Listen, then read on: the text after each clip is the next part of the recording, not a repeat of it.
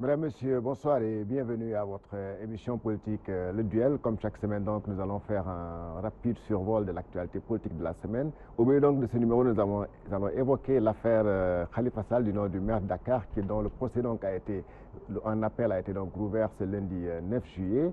Malheureusement, ou bien heureusement pour lui, c'est selon que vous soyez d'une partie ou de l'autre, ce procès semble s'enliser du fait de la décision de la CEDEAO qui a condamné l'État du Sénégal parce qu'estimant que le maire de Dakar était arrêté arbitrairement à partir donc du mois de novembre, date à laquelle donc il a été arrêté, jusqu'au mois d'août plutôt, date à laquelle il a été arrêté, jusqu'au mois donc de son élection comme député à l'Assemblée nationale. Alors, cette décision donc semble jeter de l'huile sur le feu, puisque tout simplement les avocats du maire de Dakar ont décidé de ne plus plaider sans prendre en compte, sans que le juge ne prenne en compte, alors cette décision de la CEDEAO qui demande tout simplement à l'État du Sénégal non seulement de le condamner à payer 35 millions, mais que là, depuis hier, donc avant-hier, je veux dire, le procureur de la République a demandé tout simplement qu'on libère le maire de Dakar. Alors, une décision donc qui semble faire de Khalifa Sall donc une patate chaude entre les mains de l'État du Sénégal ou bien entre les mains de la justice. Nous allons aussi évoquer l'affaire Karim Wade, du nom de l'ancien ministre d'État, du fils de l'ancien président de la République,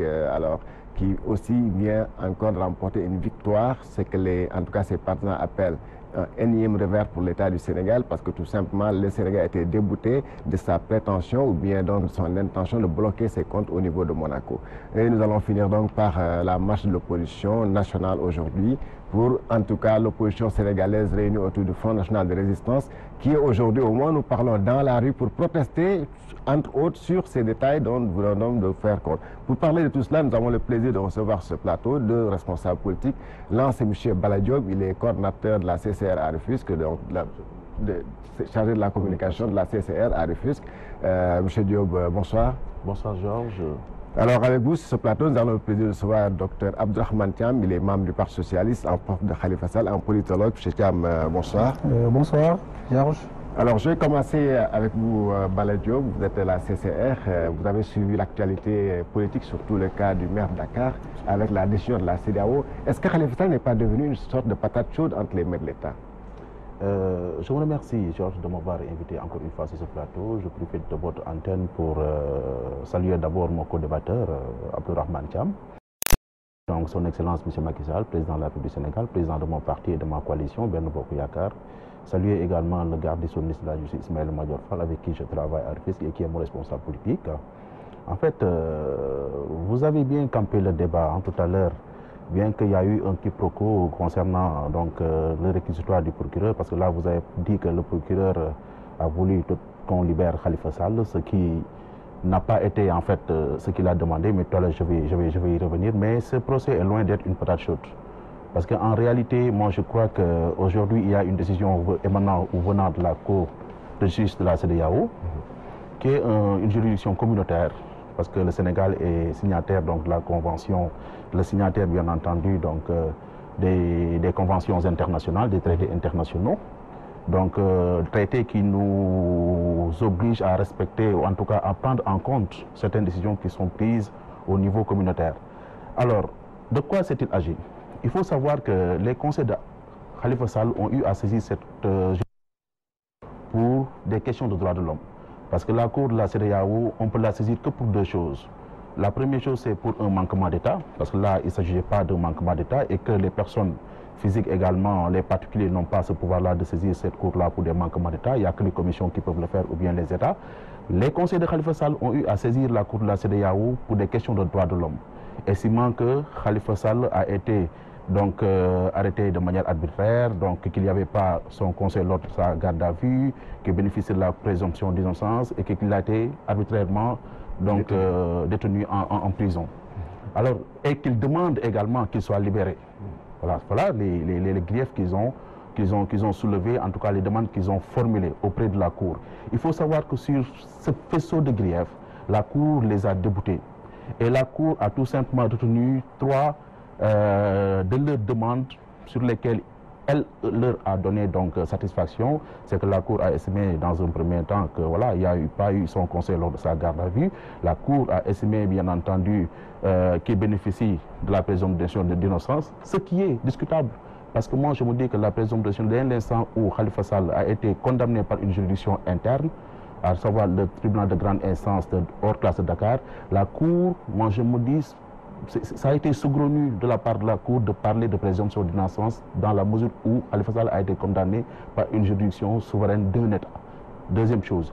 Alors la troisième chose, c'est que la Cour a estimé, comme vous l'avez dit, que du moment où Khalifa Sall a été élu député jusqu'à donc cette période-là où donc a été donc elle a été donc interpellée de la période où il a été député 17 août, la période donc il a été député jusqu'à donc cet instant-là, il est jusqu'au moment où l'immunité parlementaire a été levée. Donc au mois de novembre, Khalifa Sall a été donc détenu de manière arbitraire. Et sur ce, la Cour dit qu'on doit lui payer des dommages intérêts devant s'élever à 35 millions de francs CFA. Donc aujourd'hui, l'autre jour, le procureur général, dont la position également est un peu discutable parce qu'il va à l'encontre donc de la chancellerie, il va à l'encontre, bien entendu, de l'agence judiciaire de l'État, il va également à l'encontre des conseils de l'État. Le procureur n'a pas demandé Khalifa Sall. Le procureur a dit que la Cour d'appel ne peut pas occulter, la Cour d'appel de Dakar ne peut pas ignorer en fait la décision qui a été prise par la Cour de la CEDEAO. Maintenant, il faut savoir que dans un procès, Georges, quel que soit le projet, que ce soit en premier degré, second degré ou troisième degré, lorsqu'il y a une pièce nouvelle, ou bien lorsqu'il y a un fait nouveau, le fait nouveau, la pièce nouvelle, doit être notifiée à la juridiction, que ce soit une juridiction de premier degré ou de deuxième degré ou troisième degré. Mais le président de la Cour d'appel, en bon juriste, mais il leur a dit que la pièce dont vous parlez, l'élément nouveau dont vous me parlez ne va pas été modifié. Le président de la Cour d'appel ne peut pas se baser sur un communiqué qui sort dans la presse pour véritablement dire que oui, la Cour de la CEDEAO a pris telle décision, donc maintenant je vais me référer à cette décision pour libérer Khalifa Sall ou pas. D'autant plus que dans le communiqué même qu'on a vu, on n'a vu aucunement, on n'a vu nulle part où la Cour de la CEDEAO demande à ce qu'on libère Khalifa Sall. Aucunement, il n'y a aucune partie du texte du communiqué, en tout cas de l'arrêt, où la Cour nous dit que Khalifa Sall doit être libéré. La Cour nous dit que Khalifa Sall a été arbitrairement détenu, la présomption d'innocence qui est discutable et le manque de conseil au niveau donc, de la garde à vue. Donc, au vu de ces faits-là, elle dit que Khalifa Sall doit être dédommagé et demande à ce qu'on lui paye 35 millions de francs CFA. Donc aujourd'hui, si la Cour d'appel devait suivre la décision de la Cour de la CEDEAO, elle doit tout simplement se référer à ce que la Cour a dit, c'est-à-dire faire des dommages et intérêts de 35 millions de francs CFA, mais pas libérer Khalifa Sall. Ok, je reviendrai. Alors, docteur Abdourahmane Thiam, quelles conséquences pourrait avoir donc cette décision de la CEDEAO sur le procès Khalifa Sall? Merci Georges. Je voudrais d'abord vous remercier de l'invitation, saluer mon co-débatteur, M. Bala Diop, en même temps son ministre, donc, qui est un ami, garde des Sceaux. Saluer également mes amis socialistes, en faisant un clin d'œil également au député maire de Dakar, Khalifa Babacar Sall, depuis donc sa cellule à Rebeuss, Barthélémy Diaz également, mais aussi les militants de Diofior et du département de Fatick. Comme vous l'avez si bien posé, je pense que l'arrêt rendu par la Cour de justice de la CEDEAO vient confirmer que le procès qui a été rendu par donc, le tribunal correctionnel n'a pas été un procès équitable. D'abord, il faut qu'on s'entende sur un certain nombre de questions. Donc M. Diop a dit tout à l'heure que la Cour a débouté donc, les avocats de Khalifa Sall. Mais ce que je voudrais dire de manière très rapide sur ce point, c'est que en matière de justice, et surtout de procédure, je pense que même s'il y en a plusieurs, une seule exception pour annuler toute une procédure. Ouais. Donc c'est pas dit que bon, il y a une partie donc des demandes de la défense ont été rejetées et que, bon, on va faire donc une sorte de balance, donc pour et contre. Ce qui est important, c'est que les exceptions de nullité qui ont été posées donc pendant ce procès ont été aujourd'hui validées par la Cour de justice de la CEDEAO. Je rappelle que cette Cour de justice de la CEDEAO a été créée en 1991. Donc pourquoi j'ai dit 91? Parce que c'est un contexte très important. 1991, c'est une année où on a beaucoup parlé de processus de démocratisation en Afrique subsaharienne. Enfin, et ce qui d'ailleurs avait donc nourri la réflexion intellectuelle.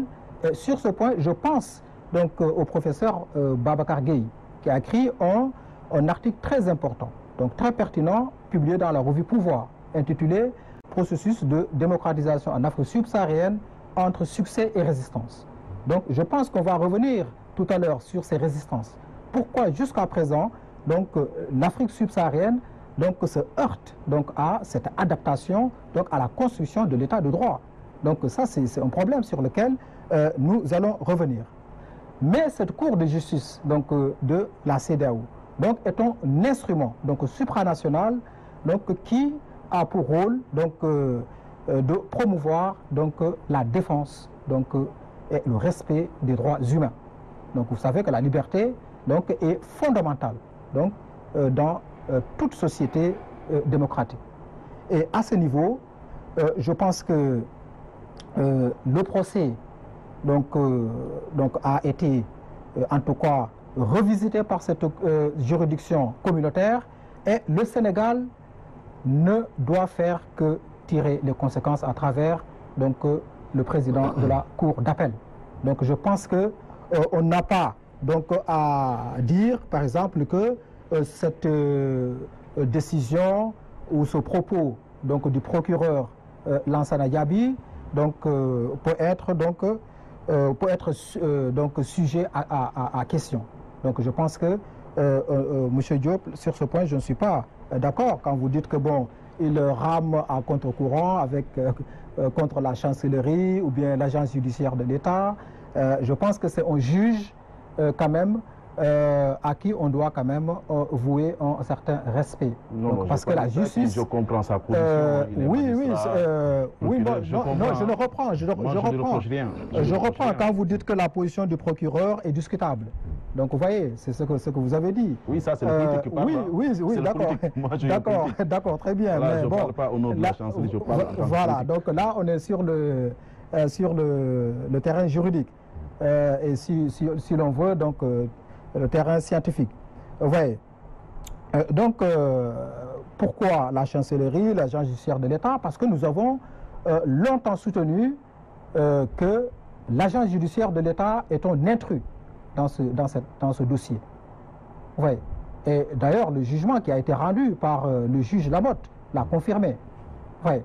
Donc, on a, à travers donc, le code donc, général de collectivité locale, montré que les deniers donc, qui ont fait l'objet donc, de ces poursuites appartenaient donc, à la collectivité donc, de Dakar, la ville de Dakar. Je pense que sur ce point, l'agence judiciaire de l'État est un intrus donc, qui n'a pas sa place dans ce procès. Donc c'est ce que je voudrais dire sur ce point. Ensuite, c'est un élément nouveau. Bon, je suis d'accord avec vous quand vous dites que le juge donc, Demba Kandji ne peut apprécier qu'en étant en possession de cet arrêt de la Cour de justice de la CEDEAO. Là, je suis d'accord avec vous.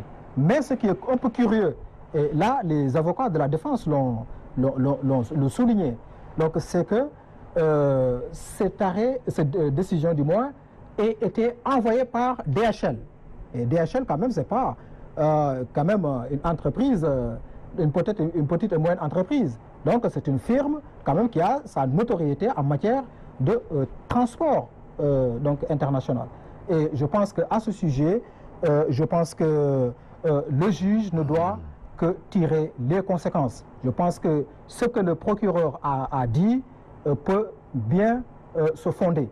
Je pense qu'il revient au Sénégal pour garder son image donc dans la sous-région quand même de respecter cette décision Docteur Mantiam, que répondez-vous à ceux-là qui disent par exemple que la CEDEAO n'a pas demandé la libération de Khalifa Sall, mais juste qu'elle a juste apprécié le fait qu'il soit détenu de façon arbitraire?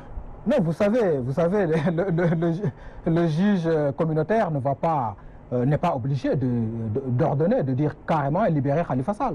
Donc il apprécie donc des vices de forme et de procédure qui ont été donc qui ont été violés, du moins qui ont été donc qui n'ont pas été respectés. Ouais.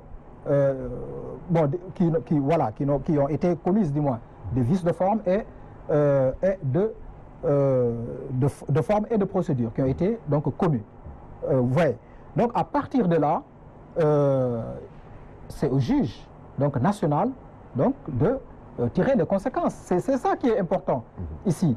Donc d'abord, le maire député maire de Dakar donc n'a pas eu cette assistance, vous voyez, donc par un avocat dès la première heure de son arrestation. Donc et là c'est l'article 5, donc traité de l'UEMOA qui dispose de ça. Ouais. Ensuite, l'immunité parlementaire, la levée de l'immunité parlementaire n'a pas été donc respectée parce que rappelons-nous au départ donc les acteurs donc du pouvoir avaient nié donc l'existence de cette immunité parlementaire. Ouais, au départ. Donc c'est après donc quand le ministre a été nommé, mon ami ministre, le professeur Ismaïla Madior Fall, donc c'est là quand même qu'il a rétabli donc la vérité, donc en disant donc que le député maire Khalifa Ababacar Sall bénéficiait de l'immunité parlementaire et qu'il fallait donc procéder à cette levée. Vous voyez. Donc, mais ici le juge communautaire a montré que dans l'intervalle donc allant du 14 août donc 2017 jusqu'au 25 novembre 2017 là le député maire Khalifa Ababacar a été victime donc d'une... Merci. Je reviendrai ici avec vous, professeur. Oui. Alors, Bala Diop, comme il l'a dit, hein, quand il y a vice de forme, est-ce que le fond n'est pas aussi vicié quelque part? Pour parler clair, est-ce que dans le procès, quand au début il y a eu violation de ses droits et tout, est-ce que maintenant, véritablement, le verdict qui a été rendu, le condamnant à 6 ans de prison, n'est pas aussi vicié quelque part? Et je rappelle, excusez-moi, monsieur Diop, excusez-moi. Parce que vous avez eu, je rappelle juste, vous épancher. Non, je rappelle juste un mot. Mais là, c'est... En fait, c'est une seule phrase. Hein. Parce que c'est une des choses sur lesquelles je ne suis pas d'accord avec vous, parce qu'il a soulevé deux choses sur lesquelles je ne suis pas d'accord. La première, donc, vous avez bien fait de m'interpeller là-dessus, c'est par rapport au vice donc, de forme qui a été soulevé par les conseils de Khalifa Sall et qui a été, entre guillemets, adopté, comme il le dit, donc, par la Cour. Mais la question que je me pose et que je pose aux juristes, aux Sénégalais qui nous suivent, qui suivent ce dossier-là, même si c'est de par la presse, etc., c'est pourquoi est-ce que la Cour, compte tenu de tous ces vices-là dont vous avez soulevé, n'en a pas déduit. Parce que la Cour également, comme vous le savez, les rapports qui nous régissent, qui nous régent, les rapports qui nous lient, qui lient les États avec la Cour de la CEDEAO, c'est des rapports de coopération basés sur l'interprétation et l'application des règles de droit, n'est-ce pas? Donc aujourd'hui, par exemple, pourquoi, au contenu de tous ces faits-là, la Cour n'en a pas déduit que voilà, donc il y a vice de procédure, donc toute la procédure est nulle et que Khalifa Sall doit être... Oui, mais il nous l'a dit tout à l'heure, c'est-à-dire la Cour n'a pas besoin aussi vraiment de... Il y a ce qu'on peut appeler, il y a ce qu'on peut appeler l'esprit et la règle. L'esprit et la règle, mais la Cour, si elle avait estimé ça, elle allait le dire de manière claire. Le dire de manière claire. Pourquoi vous croyez? Non, mais si, parce que c'est une Cour qui est autonome. Non, mais on n'a pas besoin de le dire explicitement. Parce que là, également, on ne peut pas être dans l'esprit de la violence. Comme on dit en Wolof, non, mais en droit, les choses doivent être claires. Sinon, ça peut être sujet à interprétation, est-ce qu'on doit, etc. Oui, allez-y. N'est-ce pas? Donc, moi, je crois que si c'était ça, venons à la question que je me pose, c'est que pourquoi la Cour n'a pas fait cette déduction? Mais selon vous, véritablement, selon vous, ça doit être quoi? Ça doit être la conséquence véritablement quand on voit que la forme n'a pas été respectée. Est-ce que le fond peut être clair?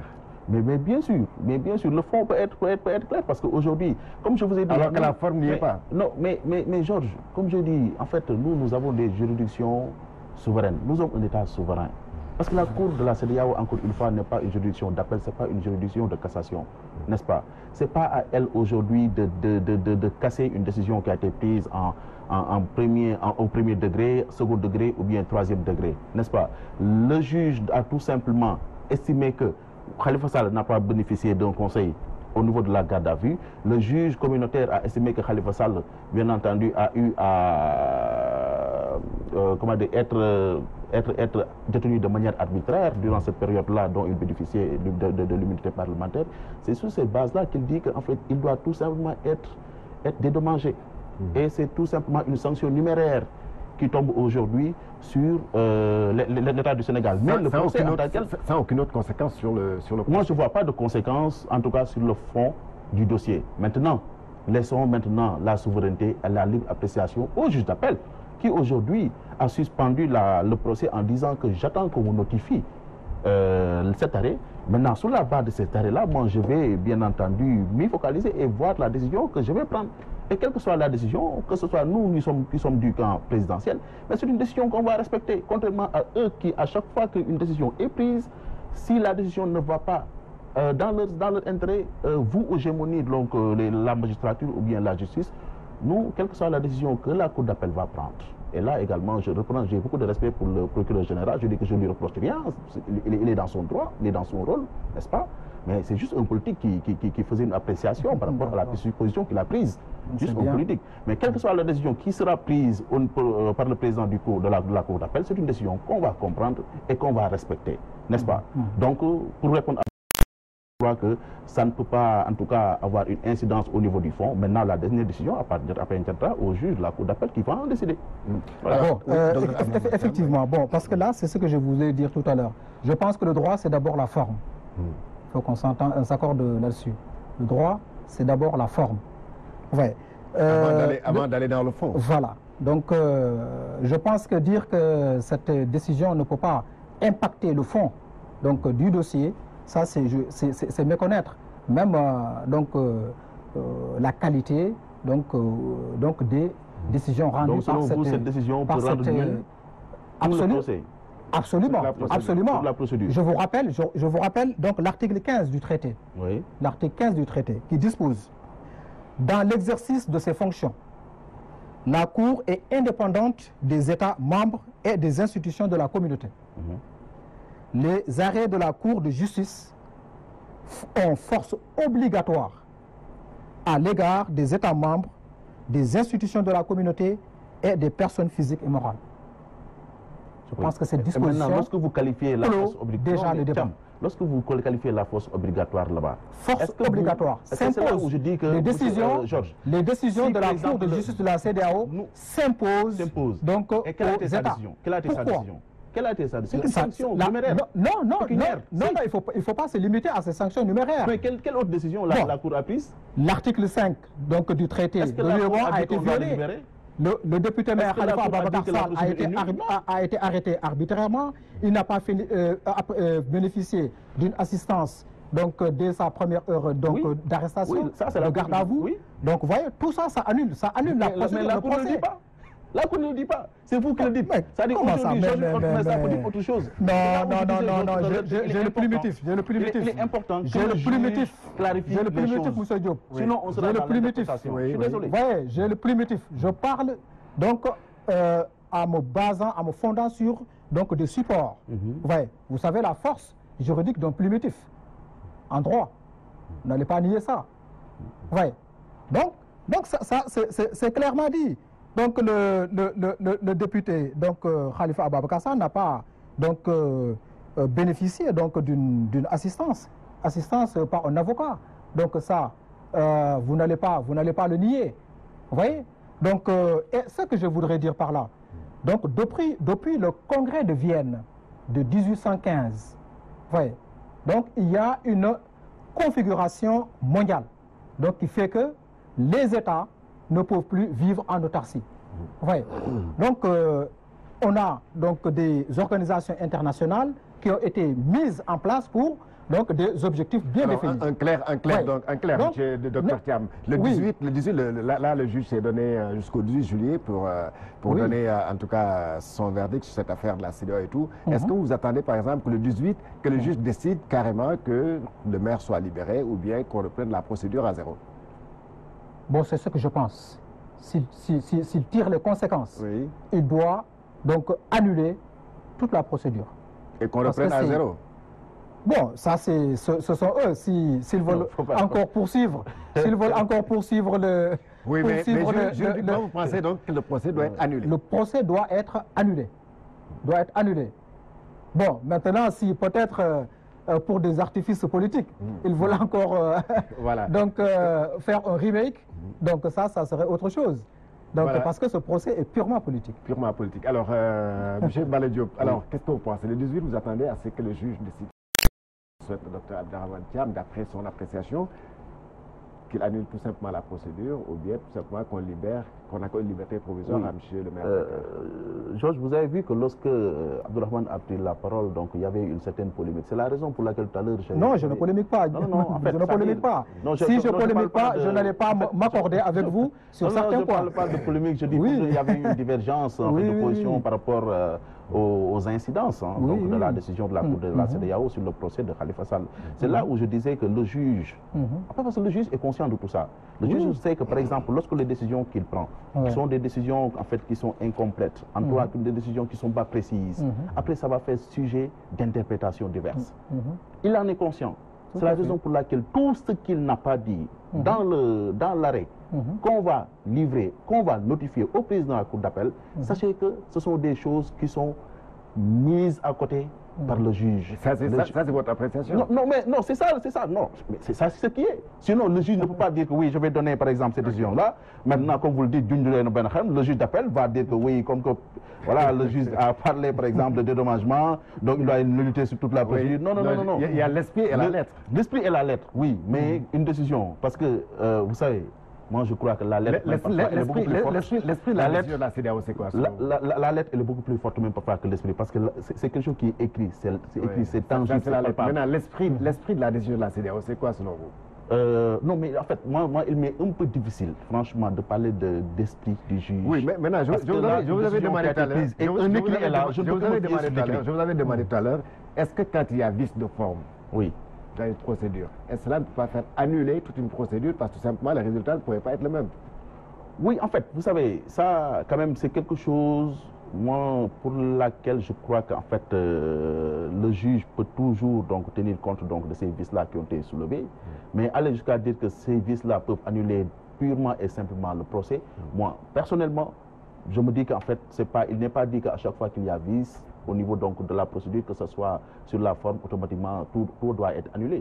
Parce qu'aujourd'hui, si par exemple tel était le cas, mais les juges qui sont au niveau des juges communautaires, mais ce sont des juges chevronnés, aguerris. Mais pourquoi est-ce que le juge n'allait pas dire que bon, voilà, puisqu'il y a eu vice de forme au niveau par exemple de la garde à vue, etc., il n'y a pas eu assistance conformément à l'article 5 de l'UEMOA, etc. Donc tout doit être annulé. Mais je ne le dis pas, c'est parce qu'en fait, il estime que ceci peut ne pas entraîner une unité de la procédure. Parce que là, on est encore toujours dans l'interprétation. C'est la raison pour laquelle moi, je me dis qu'aujourd'hui, Georges, ce qu'on doit faire, ce que les Sénégalais doivent savoir, c'est qu'on doit se fier à ce que dit la Cour. Et la Cour ne dit pas que la procédure doit être annulée. La Cour ne dit pas que Khalifa Sall doit être mis en liberté. La Cour ne dit pas autre chose que Khalifa Sall a été lésé, donc il doit être dédommagé à hauteur de 35 millions de francs CFA. C'est ce que nous dit la Cour. Est-ce que c'est parce que cela vous arrange que vous avez ce qui vous arrange dans cette affaire-là? Non, mais si c'était autre chose. Parce qu'aujourd'hui, comme vous dites, vous savez, ils ont évoqué beaucoup de choses. Parce que Khalifa Sall a été condamné pour plusieurs faits. Faux usage de faux donc, en écriture de commerce, faux usage de faux dans les documents administratifs, escroquerie portant sur des deniers publics, etc. N'est-ce pas? Et bon, la Cour également. Mais pourquoi il n'a pas dit que voilà, ces faits-là n'ont pas été avérés, etc. Parce qu'en réalité, elle sait nettement que voilà, ces faits-là, pratiquement la juridiction, dont la juridiction interne du premier degré donc s'est fiée pour prendre les décisions, sont des faits qui sont... Les Sénégalais le savent.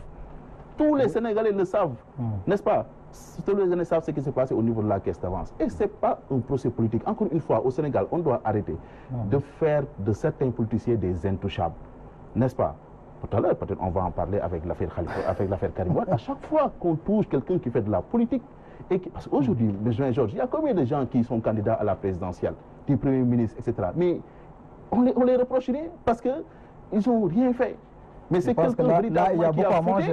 Quelqu'un qui a fauté, mais qu'on poursuit et qu'on dit c'est des procès politiques. Non, d'accord. Il y a beaucoup à manger sur ce point. Docteur, est-ce que vous ne pensez pas aussi que là, il ne faudrait pas arrêter de politiser un peu ce procès-là et que laisser la justice faire son travail? Georges, c'est un procès politique, ce que nous avons dit depuis le départ. Ça, c'est selon. Vous savez que cette histoire de la caisse d'avance sont des fonds politiques, ça on le sait.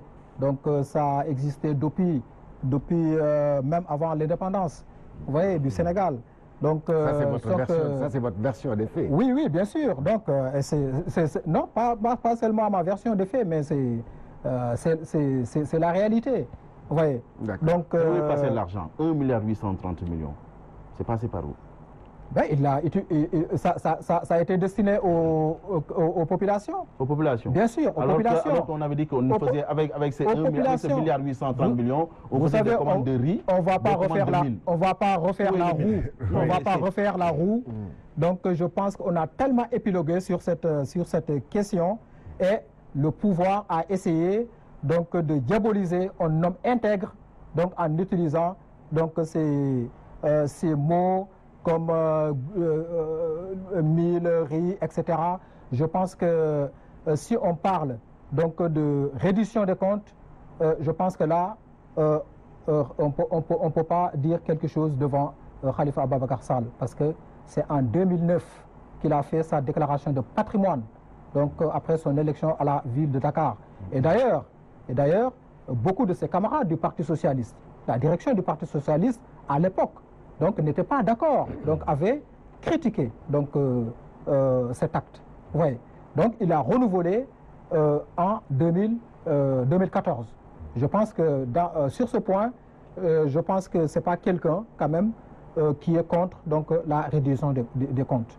Et là, je pense que c'est votre président de parti, le président de la République, qui a donc dit qu'il avait donc mis donc, sous le coup de certains dossiers. Vous voyez? Donc on pourrait citer beaucoup de dossiers aujourd'hui. Non mais c'est moi des dossiers, parce qu'à chaque fois, c'est votre leitmotiv, ça. Le coût, non, vous me demandez de citer. Il y a le coût de la poste. Il y a le coût de la poste. Vous voyez, récemment, on a parlé de Prodac. Vous savez, le président de la République, vous parlez de 1,8 milliard. Là, on parle de presque 30 milliards. C'est pour nous. Et il ne va protéger personne. C'est vous qui avez même dénaturé donc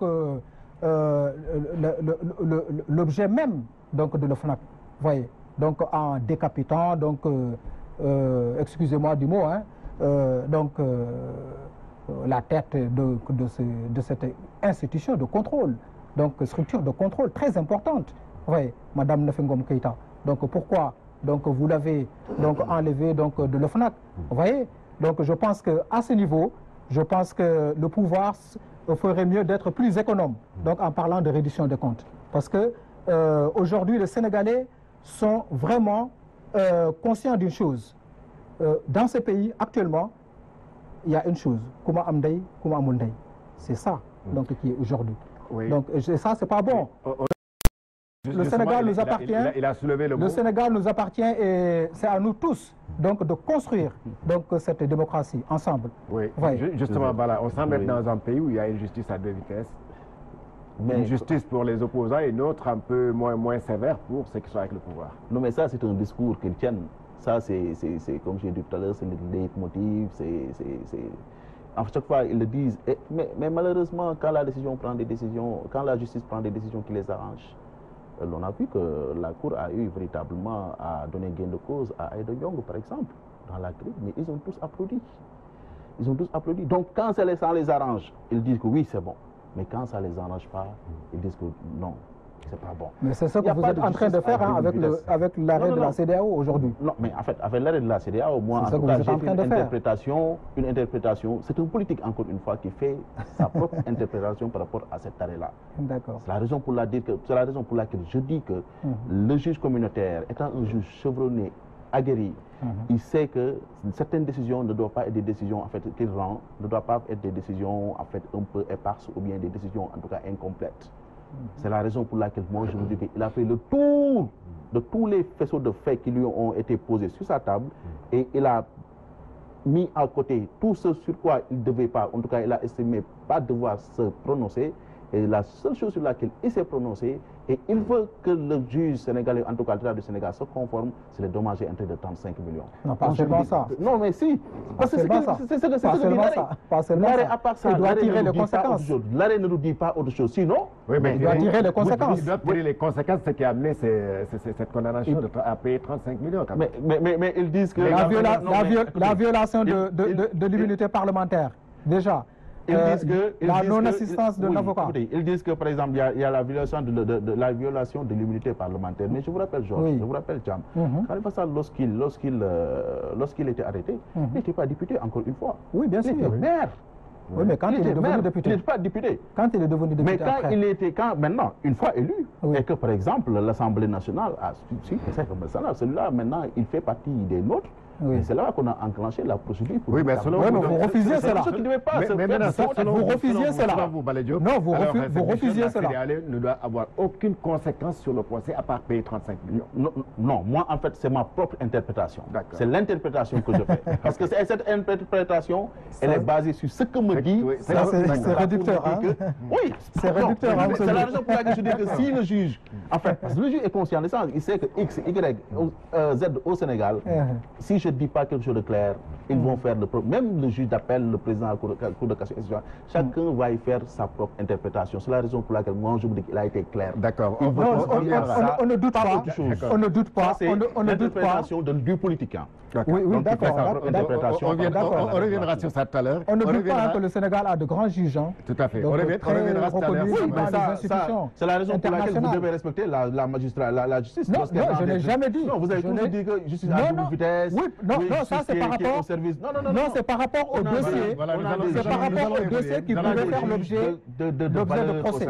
Merci. Non, je parle de dossier. Non, je parle de dossier qui pouvait faire l'objet de procès. Je me limite là. Mais je n'ai jamais jeté de l'opprobre sur les juges. Loin de là. Loin de là, je respecte la justice. Je respecte la justice. Nous avons de grands juges. Nous avons de grands juges. Ça, il faut le reconnaître. Dans le cadre de la justice, mais cette fois-ci, c'est pour parler d'un autre cas. Il s'agit donc du cas de M. Karim Wade, notre fils de l'ancien président de la République, qui a donc fait, qui a fait que, en tout cas, l'État du Sénégal a encore été débouté sur l'international. Baladio, vous l'avez dit tout à l'heure. Ce candidat du PDS, ce candidat déclaré du PDS, c'est ça. Récemment, les services du ministère des élections, en tout cas de l'Intérieur, ont radié tout simplement son inscription, estimant par exemple qu'il a été condamné. Pourtant, lors de sa condamnation, il n'a pas écrit nulle part que Karim ne doit pas être éligible ni électeur. Oui. Il ne l'a pas dit, mais lors de sa condamnation... Si on suit votre logique... Non, si, je vais venir, parce que moi je me fie toujours au texte. Je me fie toujours à ce que soit ce que dit le juge, parce que ce que dit le juge c'est toujours la jurisprudence, ou bien ce que dit la loi. Vous me dites que par exemple, lorsque Karim Wade a été condamné par la CRI, donc il n'a pas été déchu de ses droits politiques, c'est ce que vous insinuez entre guillemets. Mais lorsqu'on se réfère à l'article L31 du Code électoral, parce qu'il ne faut pas toujours également se fier, se focaliser sur tout simplement, en fait, parfois, certaines décisions de justice.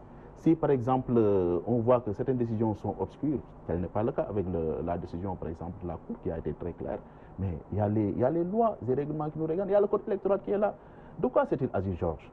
Il s'est agi de M. Karim Wade qui a été condamné par la CREI pour 6 ans de prison. Il a été gracié, sachant que la grâce n'efface pas les infractions qui sont sur le casier judiciaire, donc qui est parti, donc en tout cas au niveau du Qatar, à Doha, et qui est allé donc au niveau d'une commission, parce qu'il en a le droit d'aller dans une commission, comme tout Sénégalais peut en avoir la possibilité, se faire filmer, montrant que Karim Wade est en train de s'inscrire. Alors, les commissions, que ce soit les commissions qui sont au niveau de l'étranger, comme les commissions qui sont au niveau du territoire national, n'ont pas les mécanismes, n'ont pas les outils nécessaires pour savoir que telle personne qui vient aujourd'hui s'inscrire, elle ne peut pas s'inscrire parce qu'elle est donc sous la sanction de l'article, sous en tout cas la sanction de l'article L31 ou pas. Donc la commission, lorsque la personne vient, qu'elle remplit, qu'elle donne tous les papiers administratifs qu'on lui demande, mais la commission prend en compte, inscrit la personne et après fait la remontée au niveau des services du ministère de l'Intérieur. Maintenant, ce sont ces services-là qui ont les outils nécessaires pour savoir que telle personne s'est inscrite, elle a la possibilité d'être sur les listes, telle autre personne s'est inscrite, mais elle n'a pas la possibilité d'être sur les listes. Je vous rappelle encore une fois, parce que très souvent, ce sont ceux-là qui font de la politique, bon, c'est eux qui font de la médiatisation qu'on voit, mais il y a plus de 5000 personnes qui ont été extirpées des listes.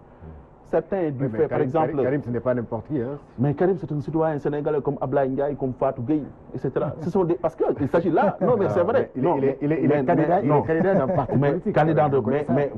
Mais c'est quelqu'un... Là, il s'agit d'inscription sur des listes. Quand c'est d'inscription, tous les Sénégalais sont au même pied d'égalité. La candidature, ou en tout cas la candidature, ça c'est autre chose. Mais il s'agit d'inscription sur les listes. Tous les Sénégalais sont sur un même pied d'égalité. Il a voulu s'inscrire. La commission a pris en compte donc son inscription. Maintenant, les services du ministère de l'Intérieur ont vu que, en se référant sur l'article L31, encore une fois, pour donc faire savoir que je suis toujours constant et logique dans ce que je dis, l'article 31, n'est-ce pas? Peut-être que si je vais vous en faire l'économie, parce que si je le lis, c'est un peu... Donc ça en prend. L'article 31 dit que quelqu'un qui a été condamné pour plus de 5 ans de prison ne peut pas être sur une liste électorale. Et quelqu'un qui ne peut pas être sur une liste électorale ne peut pas être éligible à quelque élection que ce soit, législative, locale ou bien présidentielle. Voilà, c'est la loi encore une fois qui le dit. Donc là, je ne crée pas, là, je ne fais pas de la création, c'est quelque chose qui a été dit par la L31 du code électoral. Je reviendrai. Alors, docteur Alamantiane, qu'est-ce qui explique selon vous ces revers que l'État du Sénégal est en train de subir dans cette affaire Karim Wade, surtout récemment avec Monaco, qui a tout simplement débouté l'État dans sa volonté de saisir les comptes de Karim Wade? Bon, vous savez, hein, c'est un peu difficile. Donc, bon, la justice, c'est la justice, vous savez. Bon, le Sénégal a subi des revers, donc comme vous le dites. Je pense qu'il revient au gouvernement de tirer les conséquences. Je pense que c'est ça qui est plus important. Mais ce que je voudrais dire sur cette affaire Karim Wade, c'est que la CREI, bon, je ne suis pas contre la CREI, donc contre l'existence de la CREI. Vous savez, quand le président Macky Sall, nous tous, nous avons participé à son élection en 2012. Nous avons voté pour lui, donc en 2012. Ouais. Donc quand il a parlé de reddition des comptes, donc tout le monde était avec lui. Ouais. Mais c'est la tournure des choses après. Donc on avait fait une liste sur cette question de la traque, donc une longue liste. Mais au final, donc on a vu qu'il y avait donc un seul gros silure, comme on dit, hein. Donc lui en tant que, je pense, lébou, donc il connaît le silure, un bon pêcheur, donc qui a été qui est resté dans les mailles du filet. Et parfois, ça gêne parfois, donc pour le citoyen ordinaire, hein, je veux dire. Ouais, ça gêne un peu. Bon, la CREI a été donc décriée, considérée comme une juridiction d'exception, vous voyez, par l'ordonnancement juridictionnel donc, au Sénégal. Et il y a beaucoup de pays qui ne reconnaissent pas donc, ces juridictions d'exception. C'est peut-être ce qui explique quand même ce refus de la juridiction internationale de Sénégal. Voilà, il y a cet aspect important qu'il faut souligner. Donc vous cautionnez la décision qui a été prise par le tribunal de Monaco, vous cautionnez? Non, ce n'est pas question de cautionner ou pas. Moi, j'apprécie. Moi, j'apprécie. J'analyse objectivement. J'analyse objectivement. Moi, je vous ai dit au départ que concernant la traque, tout le monde était d'accord avec le président Macky Sall, nouvellement élu en 2012. Ouais, c'est ce que je vous ai dit de prime abord. Ouais. Donc, maintenant, une chose, c'est que quand il y a une décision rendue par une juridiction, surtout en matière pénale, donc il y a une peine donc principale et donc peine donc accessoire. On va dire condamné pour tel temps d'années par exemple. Ensuite des peines accessoires, donc il déchire par exemple ses droits civils et politiques. Vous voyez. Donc tel n'a pas été le cas. Donc dans le jugement rendu par la CREI. Ouais. Maintenant, donc il y a eu une réforme du code électoral, donc qui, comme vous l'avez rappelé, donc l'article 31, L31, dans ses dispositions, ouais. Donc il précise un certain nombre donc de points. Ouais. Donc maintenant, le problème aujourd'hui se situe donc sur la place donc de la CREI dans l'ordonnancement juridictionnel au Sénégal. C'est là où se situe le débat. Vous voyez, parce que si la CREI donc est considérée comme une juridiction d'exception, il va être très difficile d'invoquer donc cet article L31. C'est là où se situe le problème. Vous voyez. Et pendant un certain moment, on a senti une certaine judiciarisation des conflits politiques. Vous voyez. Et ça, c'est pas bon. C'est pas bon dans une démocratie. Vous voyez.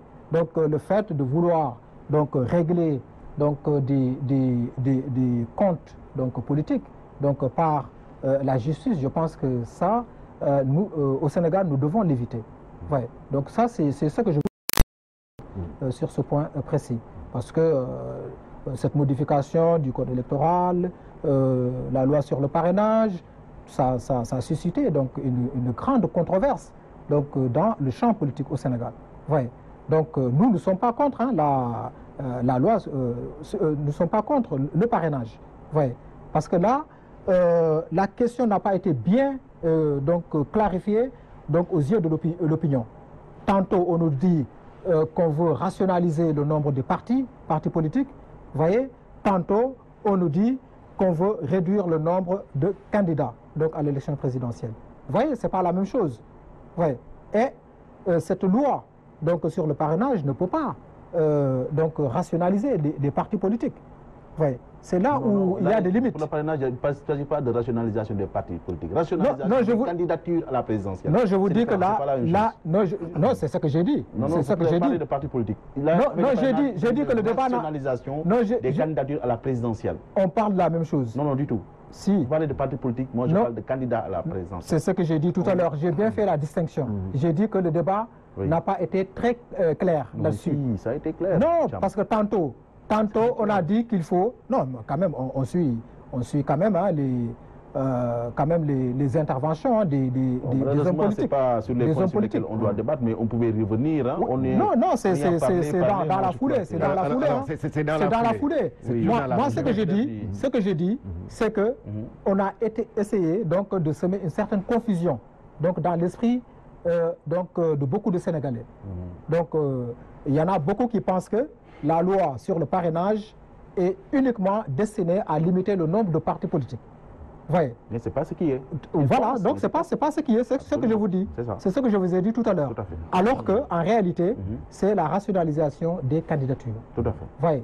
Donc c'est ce que je dis. Absolument. Donc voilà, là, il fallait vraiment bien communiquer là-dessus pour éclairer la lanterne de l'opinion. Oui, c'est ce que je dis. Bala Diop, votre appréciation sur cette décision de la CEDEAO, pas la CEDEAO, mais de Monaco, qui a refusé tout simplement, en tout cas qui a désavoué l'État du Sénégal, sa prétention de bloquer les comptes de M. Karim Wade. Est-ce que ça, c'est un énième revers du Sénégal à l'international, ne remet pas en cause même la CREI? Oui, en fait, Georges, vous savez, moi aussi, le tribunal, en tout cas la Cour qui a pris cette décision au niveau de Monaco, avait pris une décision contraire. Ça m'aurait étonné. Je serais tombé des nues. Moi, je crois que ça, on l'a eu à l'expliquer et à l'expliquer. Et vous voyez parfois, hein, nos amis, parfois, c'est la raison pour laquelle au niveau de l'opposition, il n'y a pas tellement de solidarité. Tout à l'heure, quand vous avez interpellé M. Diam sur l'affaire Khalifa Sall, vous avez vu comment il a mouillé le maillot pour sortir les arguments. Mais là, pratiquement... Vous voyez, sur l'affaire Khalifa Sall, Karim Wade, les arguments ne sortent pas. Mais moi, je vous ai non, les arguments sortent bien. Moi, je vous ai dit, que la CREI en tant que juridiction d'exception, j'ai compris tout ce que vous dites. Ne grillez pas sur mon temps, parce que j'ai besoin également de discuter. Oui, effectivement. C'est peut-être juste pour soulever le manque de solidarité. Nous sommes très solidaires et c'est pourquoi nous faisons une marche commune aujourd'hui. D'accord, il n'y a pas de souci. On défend Karim, on défend Karim. C'est un cas pratique. Comme les libéraux défendent Khalifa Sall. Oui, je sais. Ah, nous sommes très solidaires. Ça, c'est un cas pratique qu'on voit en droit en DIP, droit international privé. Parce qu'il est question là de ce qu'on appelle, entre guillemets, l'exécutoire. Une décision de justice qui a été prise dans un pays et on veut son application dans un autre pays. On a eu à l'expliquer. C'est-à-dire, aujourd'hui, que ce soit le tribunal de Monaco, que ce soit la cour d'appel de Paris, elles ont eu à débouter l'État du Sénégal en leur disant que, oui, il y a des conventions qui nous lient, des traités qui nous lient, mais également, nous, État français, nous, province de Monaco, on a une certaine souveraineté. On a notre propre ordonnancement juridique. On a notre propre organisation judiciaire. La CREI dont vous parlez, elle existe dans votre pays, le Sénégal, la Cour de répression de l'enrichissement illicite. Mais nous, dans notre pays, la Cour, ou bien dans notre province, Monaco, puisqu'il s'agit de Monaco, la Cour de répression de l'enrichissement illicite n'existe pas. Donc, sur la base de ces faits, on ne peut pas reconnaître une décision qui a été prise par la CREI, que nous mécréons, en fait, que nous méconnaissons, on ne peut pas la reconnaître et l'appliquer à Monaco ou bien à Paris. Mais c'est tout simple. Je donne un exemple d'école qui est banal, trivial. Aujourd'hui, Georges, un Sénégalais, la peine de mort existe dans certains États aux États-Unis. Un Sénégalais qui tue un Américain, je donne un exemple d'école, un Américain aux États-Unis, on le condamne à la peine capitale. Le Sénégalais s'enfuit pour venir au Sénégal, on le condamne par contumace. Les États-Unis demandent à ce que ce Sénégalais-là soit exécuté. Demande ça au Sénégal. Mais est-ce que le Sénégal va exécuter ce Sénégalais-là? Mais non, on ne va pas l'exécuter. Tout simplement parce que la peine de mort n'existe pas dans notre ordonnancement judiciaire. Donc la décision de Monaco ne remet nullement en cause donc les faits reprochés à Karim Wade. Nullement en cause, c'est-à-dire Monaco, encore une fois, comme la Cour d'appel de Paris, pour faire une interprétation, encore une fois, nous disent que ce dont vous lui reprochez, nous ne connaissons pas dans notre organisation judiciaire. Donc on ne peut pas, sur la base de ces faits-là, appliquer la décision que vous nous demandez de faire. Ça, c'est un cas d'école qu'on voit. C'est l'exéquature. Et quand il y a, bien entendu, certains ordonnancements, organisations qui n'existent pas dans cet État et qui existent dans l'autre, mais il ne faut pas y avoir de réciprocité. Ce qui signifie que la décision de la Cour de Monaco, encore une fois, moi, ne me surprend pas. Si le tribunal de Monaco avait pris une autre décision, ça m'aurait surpris. Je me dis, mais sur la base de quoi? Donc, on a voulu tenter. On a voulu tenter. Le Monaco ne nous a pas suivis, mais cela ne signifie pas, encore une fois, qu'aujourd'hui, ce que nous lui reprochons n'est pas avéré parce qu'il a été condamné pour 6 ans et on lui réclame 138 milliards de francs CFA. Et que vous n'allez pas non plus reconnaître son inscription sur les fichiers électoraux. Mais non, ça, en fait, ça c'est le niveau du ministère de l'Intérieur. Et moi également, je suis en phase avec le ministère de l'Intérieur parce que se référant tout simplement sur l'article L31, du Code électoral. Et là, Georges, c'est pas tout simplement Karim Wade qui est sous la base qui est sous la sanction de cette. Il y a plus de 5000 Sénégalais. Mais malheureusement, heureusement pour lui, c'est un homme politique. C'est le candidat, bien entendu, parachuté du PDS pour la présidentielle. Donc, de la surmédiatisation. Donc, il y a beaucoup de Sénégalais qui sont dans c'est vous qui l'avez fait exiler. Merci donc à M. Baladou, je rappelle que vous êtes membre de la CCR. Je vous remercie. Merci à Dr Abdourahmane Thiam, membre du Parti socialiste, un politologue, donc un professeur en sciences politiques. Merci à l'équipe technique, Cheikh Tidiane Ndiaye, Cheikh Diane Diop et Issa Diagne. Merci aussi à vous, chers téléspectateurs. Excellent week-end avec les programmes de Walf TV.